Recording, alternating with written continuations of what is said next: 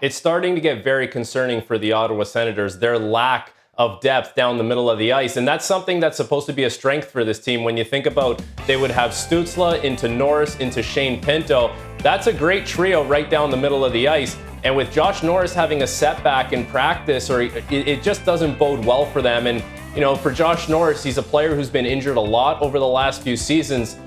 He shouldn't be having setbacks at this point. He should be on the road to playing games. And it's something that the Ottawa Senators, it's the reality of a player that's been injured a lot, but it shouldn't be the case. And it provides an opportunity now for the Sens to get this Shane Pinto deal done.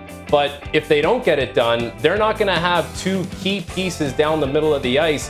And when you take a look at the teams that they're going to be playing against in the Atlantic Division, strength down the middle of the ice is an MO for a lot of those teams. So for the Ottawa Senators, it hasn't been great getting off to good starts for them in the past few seasons. And with all this stuff happening now at the start of the season, doesn't bode well for them in their playoff chances, because as we know, they've been behind the 8 ball so many times early in the season and they haven't been able to crawl themselves out of it. Josh Norris is a great player. When he's healthy, he is absolutely a second-line center in the NHL and has the potential to be one of the better second-line centers. Shane Pinto, the sky is the limit for him. He's good enough to be a key contributor on an NHL team, and at some point will be much higher than a third-line center in the NHL.